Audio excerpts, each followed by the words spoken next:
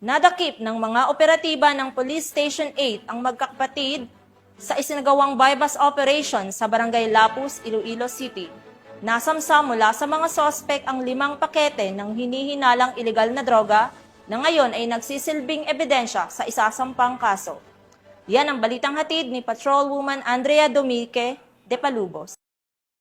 Sa patuloy, mas pinaigting na kampanya ng Philippine National Police laban sa ilegal na droga, nadakip ang magkapatid sa isang matagumpay na drug bypass operation sa Barangay Bio Obrero, Lapus, ganap alas 7:30 ng gabi nito lamang 5 ng Agosto taong kasalukuyan.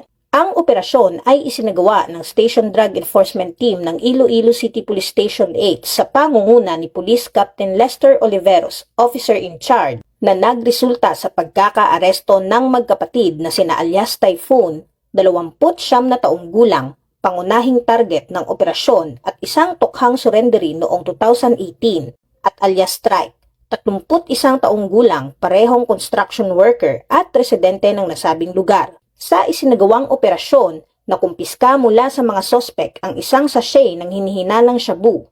Sa follow-up search, nakuha pa sa bulsa ni alias Typhoon ang 4 pang sachet ng ilegal na droga na nakaimpake sa isang transparent plastic box. Tinatayang may kabuuang bigat na 4 na gramo ang mga nakuhang ilegal na droga at may standard drug price na 27,200 piso. Ayon sa ulat ng Station Drug Enforcement Team ng Iloilo City Police Station 8, nakumpirma na aktibong sangkot ang mga sospek sa bintahan ng ilegal na droga sa kanilang barangay.